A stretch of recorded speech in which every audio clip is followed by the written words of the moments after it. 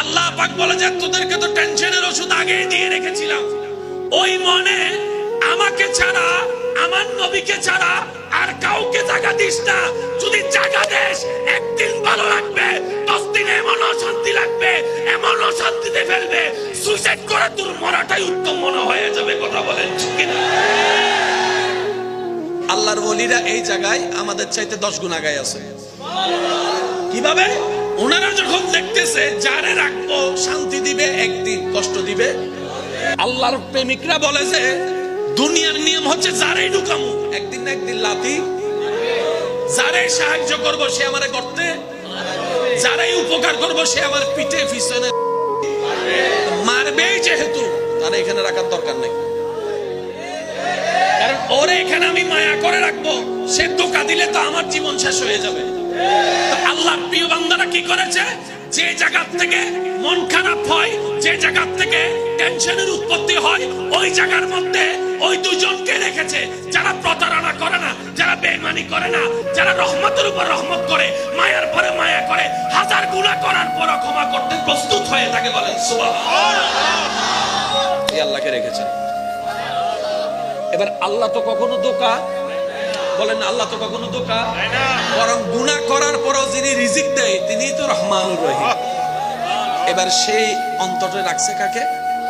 এবার আল্লাহ বলেছেন আমি একা থাকবো না, আমার নবীকেও রাখবো। এবারে সেই অন্তরে ঢুকে গেল আল্লাহ এবং জোরে বলেন না, আল্লাহ এবং আল্লাহর নবী, আল্লাহ এবং আল্লাহ আছে, জোরে বলেন না, আল্লাহ আছে। আমি প্রশ্নটা আমি বলছি, আসলে আপনারা যদি সাইলেন্ট থাকেন আমার বলতে একটু স্বাচ্ছন্দ্য বোধ হবে। ওই দিলে আল্লাহ আছে। এবার বলেন, এই যে মানুষের যে মুসলমানের যে একটা বড় সম্পদ, এটার নাম ঈমান, যেটাকে আমরা বলি, ঈমানটা কোথায় থাকে? মাথার তালুতে, কানে, নাকে, দাঁতে, না কলবে? আল্লাহকে রেখেছেন কোথায়? নবীকে রেখেছেন কোথায়? ঈমানও থাকে কোথায়? যেই দিন সেটা পরিপূর্ণ হবে সেদিন আপনি ঈমানের দরজায় মজবুতির উপরের উপর আস্তে আস্তে আপনি প্রমোশন পেতে থাকবেন। কিভাবে? যেটা মুখে বলেছেন সেটা দিলে ধারণ করেছেন। আমাদেরটা কোনটা? মুখে বলা, ধারণ করাটা হয়। আপনি নিজের দিলকে একটু গবেষণা করে দেখেন, এখানে যে কতজন ঢুকে বসে রয়েছে, জোরে বলতে হবে রে ভাই, বাস্তব যেটা সেটা, কতজন ঢুকে বসে রয়েছে, আত্মা বাত্তা নাই, ভুল করছি কি করি নাই, ওই ভুলের সাজায় আমাদের ডিপ্রেশন, ভুলের সাজায় আমাদের দুশ্চিন্তা, ভুলের সাজাটাই আজকে আমার পেশাদের বাড়াই দিচ্ছে, আমাদের জীবনকে অশান্তি করে দিচ্ছে।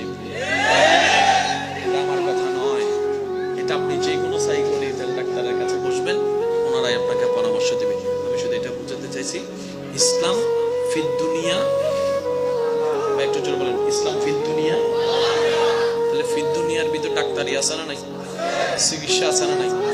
এবার আল্লাহ তাআলা কোরআনকে বলছেন, কোরআনে বলছেন ওয়ানুনাজ্জিলু মিনাল কোরআনি মা হুয়া শিফাউন। ও আমার বান্দা, কোরআনকে শুধু সওয়াবের কিতাব বানাই নাই, হাজার রোগের চিকিৎসাও আমি আল্লাহ কোরআনে দান করে দিয়েছি। সুবহানাল্লাহ। আরেকটু জোরে বলেন না সুবহানাল্লাহ। এবার আসুন, যতগুলো রোগ আছে সব না চাইতে বড় রোগ ধরা হয় মানসিক রোগ। জোরে বলতে হবে, যতগুলো রোগ আছে সবচেয়ে বড় রোগ ধরা হয় কি? মানসিক রোগ। আর এটা যে কারো মুহূর্তে যে কারো হয়ে যেতে। এই গত কিছুদিন আগে আমি একটা আর্টিকেল পড়ছিলাম, পড়ে আমি অবাক হয়ে গিয়েছি। একজন মানসিক রোগ বিশেষজ্ঞ বলছেন কোরআনের মধ্যে মানসিক রোগের চিকিৎসা আল্লাহ 1450 বছর আগে দান করেছেন।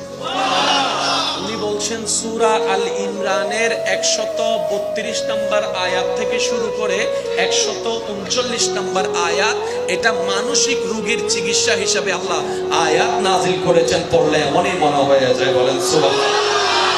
কখনো ফ্রি হলে একটু পড়ে দেখবেন, আপনি নিজেই বুঝতে পারবেন আপনি যে কারণে ভেঙে যাচ্ছেন, যে কষ্টে আপনি ব্যথিত হচ্ছেন, সবকিছুর কেমন সমাধান যেন আল্লাহ তাআলা কোরআনের আয়াতের মধ্যে দান করে দিয়েছেন। বলেন সুবহানাল্লাহ।